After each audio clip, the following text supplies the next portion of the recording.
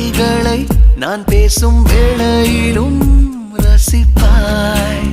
அளவில்லா காதலையும் எந்த சூழலிலும் நான் கேட்கும் முன்னே தருவாய்.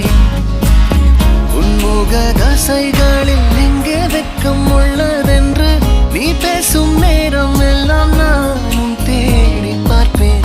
குளிர் காய்ச்சல் ஏதும் வந்தால் உன்னுள்ளே நானும் வந்தால் மெதுவாய் சரியாய் அது போகாதா?